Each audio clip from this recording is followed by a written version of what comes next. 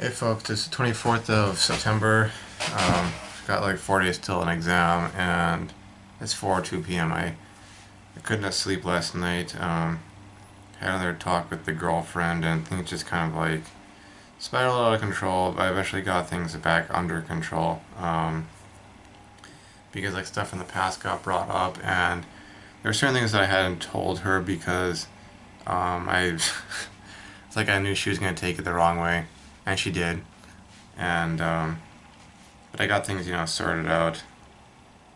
However, I guess you could say it's like a follow up to the video I previously made. I'm gonna actually upload that instead of accidentally deleting it like I've deleted other videos. Um, but right now, what I'm having to do is just get myself packed up, go out to the library, grab some food on the way. Apparently, I'm losing weight as it is, down to 181.2 again.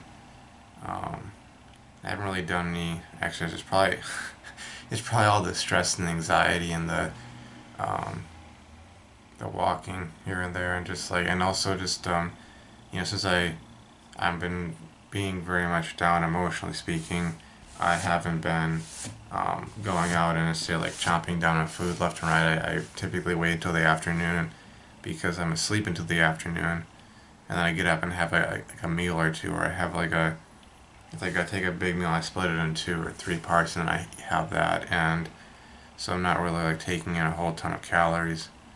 Um, but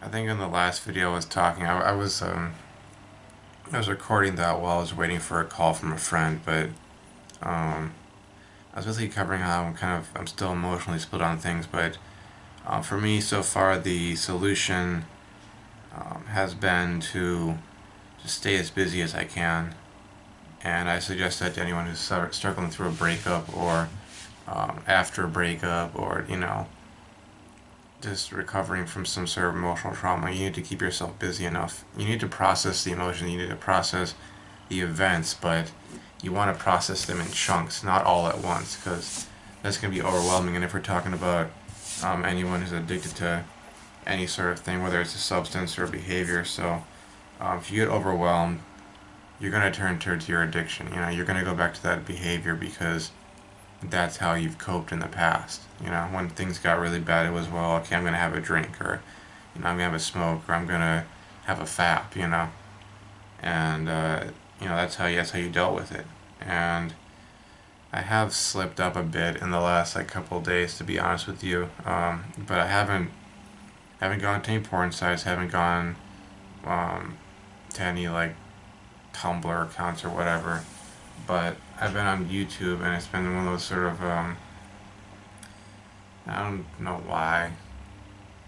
Well, I think I actually do know why I keep on going back, but um, it's a whole sort of thing on YouTube where I'll listen to this track and you'll have a lucid dream, and in that lucid dream, it'll be because of all these um, subliminal messages or whatever, like tones or sounds or whatever. It'll turn into a wet dream basically. And it's kind of like my brain, that part of it that's really very addicted still, trying to find a way to get around the get around the restrictions. So I can say that, well, I was asleep. Yeah, I was listening to the thing, but I fell asleep, and then by the time those sounds came along and I heard them, I was out, and so it was a wet dream. And hey, that's not breaking the rules, because I wasn't consciously awake and playing with my centerpiece, to use off the train's expression. But it's still had this kind of negative effects. The crash period. You get that stimulation, then you have the crash, and the really like annoying, frustrating thing about that kind of stuff is that it promises all these things to you, which is very similar to straight up pornography. It promises all these things to you, but all you really end up with is just you're you're frustrated. Your frustration has been amplified. You are way more, for lack of a better expression, aroused. And that just leaves you open to going, screw it, I'm going to go to PMO site X, Y, or Z, and just get it out of my system and that sort of thing. Like, what's the point, So it's kind of like you're teasing yourself, thinking that if you tease yourself enough, you'll somehow break out of this mold or whatever, which is nonsense. Um, Logically, rationally, we know that. It's kind of like in High Fidelity, that movie where John Cusack, he's going through a breakup with the girlfriend, and then he ends up going over his past breakups. And I definitely suggest watching the movie and then watching on YouTube the Purple Pills like commentary on it, because the guy does go into a lot of gender relations theory and things of that nature, just really deep philosophical stuff. But it's kind of like the main character has relationship issues. Obviously, he's going through a breakup, and one of the things that he has is that I think from what I got, he gets to a point in a relationship where these are kind of settled down and kind of become almost kind of boring in a sense, and he has a sort of this fantasy that there's other girl out there, the grass is greener on the other side, and you know um, he's had that sort of like almost like a combination of fear of abandonment, but also at the same time like he's gone and abandoned um, girls or been abandoned by them. And at the end of the movie, there's a scene where he's making a mixtape for this girl that was like a columnist that wanted to interview him because he's like a record store owner, kind of well known in the area. And it's like making a mixtape back then was kind of a way to impress a girl, and he gets to a point where it's like, okay, either I'm gonna make the mixtape or I'm not going to, and he literally yells at himself like, when's it gonna stop, and then him and the girl was his girlfriend he got back with, they had a conversation where he decided he wanted to settle down and get married, and he realized that he was basically in a part chasing a fantasy. Some of that was due to having like what sounded like a single mother upbringing, so he didn't have a father figure, and he was just kind of lived to somebody else's expectations, and as a result being always being insecure, But it just kind of reminded me of with like PMO and porn subs. It's like you're being told there's this fantasy out there, and it's gonna exist, and you just gotta keep on chasing it, And on top of that, talking about my own life right now, these situations that I've been, mulling over. But it was one of those situations where I had a conflict between the male biological imperative, which, is kind of something they talk about in High Fidelity, or they present it there, and then Purple Pill doesn't talk about it, but it's like I was presented with a situation where if this was like the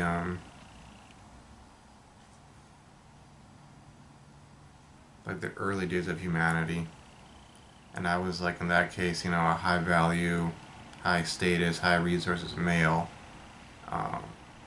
I would just have two women, and I would have children with them, and it wouldn't be like it wouldn't be considered bad or wrong, because back then it was just kill or be killed, reproduce as many women as you can, have as many kids as you can, spread your seed far and wide, be fruitful and multiply. I mean, if you want to go from a hold on a second.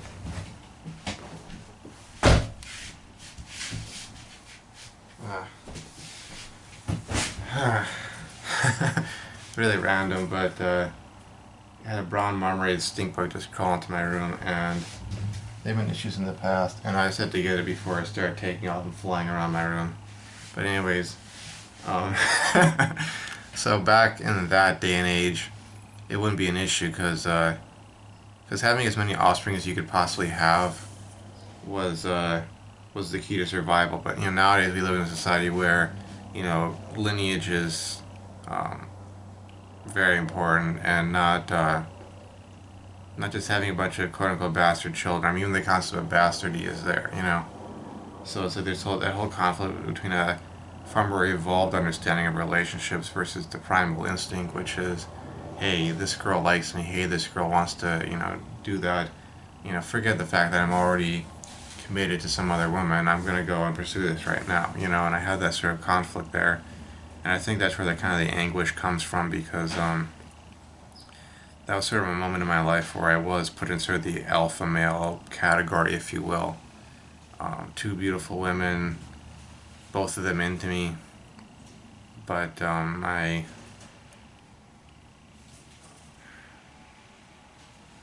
moral framework and reflexes kicked in, and rationally, logically, I'm pretty sure that it was the right decision. I'd say I'm like 55% sure at this point. There's still that 45% that's giving me issues, and obviously part of me wants to explore things more and figure out really was it the right decision or was it not. Um, but all that being said, I made the decision to go with the what the moral framework said, which is that would be wrong, that would be cheating, um, reject, reject, reject, and it was a struggle, and it still is a struggle because that girl's still around, and I don't know what I'll end up saying if I end up in a social situation with her and a bunch of other folks, and it's one of those relaxed, like friends hanging out sort of a thing, and the topic comes up. Um, I'll try my best to explain the kind of state of mind I was in, but um, it doesn't change the fact that that's like if I was 10 years younger. If I was 10 years younger, I would have been dating her. And probably wouldn't have had as many qualms with it. Probably wouldn't have been so dead set on going exclusive with some girl and then trying to get married as fast as I could because, you know, I would have still had, 10 more years of waiting and it wouldn't have seemed like such a thing.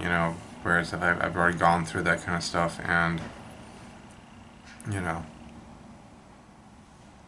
I have that 31-year-old mindset where I'm far more cautious about things. I'm far more,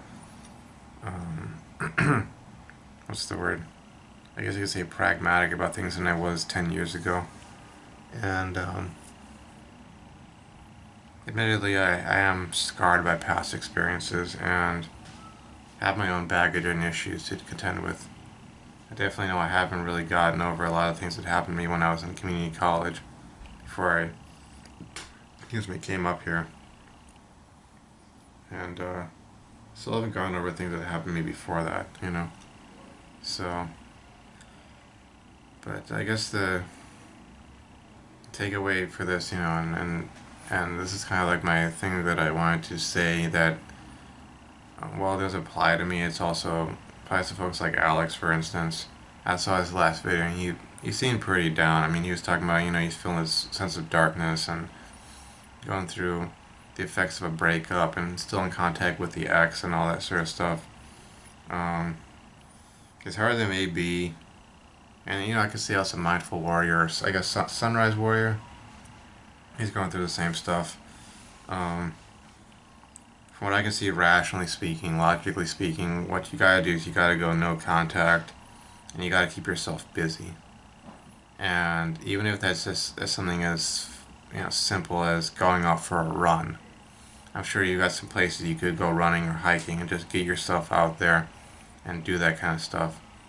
Get some running shoes, get some running shorts, get a t-shirt, and your socks and all that, and go out, do that kind of stuff. Get into calisthenics, make it a point to do 10 push-ups, in the morning or in the evening or whenever you're feeling at your lowest, and then do some crunches, just, wear yourself down a bit in that sense. Turn your frustration, turn your depression, turn your anxiety into like fuel. Turn your urges into fuel for change. and go through what they call like alchemical transmutation, where you take one substance that's kind of like alchemical lead, base lead, which is your base desires, your urges, your anxieties, depressions, and your stress, all that negativity, and then transmute it into gold through working out, through reading books, through going out of the house, working on some hobby. You gotta keep yourself busy, go no contact, and just build up that kind of distance because, um, let's be honest, it's kind of like you break up. It's kind of like you're taking the garbage to the trash or to the curb, taking the trash to the curb, and you just leave it out there, and the garbage man comes and picks it up. And it's not a case of where you should go back and start rifling through the garbage and that sort of thing. That's the kind of trying to get the X back sort of a deal. Um, Obviously, there are exceptions to the rule in those cases, um, but if she dumped you, if she rejected you, then and I from what I can see of these folks I know, they're good guys. If she rejected a good guy for whatever reason, her own insecurities, she was monkey branching over to some other guy, she didn't think you were good enough, whatever the case may be, um, you gotta let go of her and forget about her because it's not doing you any good, and in the long run, taking that time that you've been given, single again, to work on yourself, is is a path to success because through doing that, in all likelihood, you can end up attracting a much better woman and someone who actually appreciates you and loves you, and let's be honest, is not going to abandon you for some other guy. And besides, if a girl breaks up with a guy, the likelihood is she's been working on finding an exit for a long time, and she already decided long ago that she didn't want to be with that guy and was just trying to find some, you know, convenient way to exit. Like, I know that one of my friends just broke up with his girlfriend, and it was this really twisted situation where, like, she had friends who all of them had failed relationships, so they were already feeding her all sorts of negative, advice. Basically saying like, oh, you can find a guy who's better than this guy, and she's moving off to LA to for a new job. So it's kind of like her, being told, oh, go down to LA, you'll find some guy in LA. Forget this guy, and she had traumas from her past, from past breakups, and he'd had stuff that he's gone through, but he kept his cool. She did not, and at first she was like all like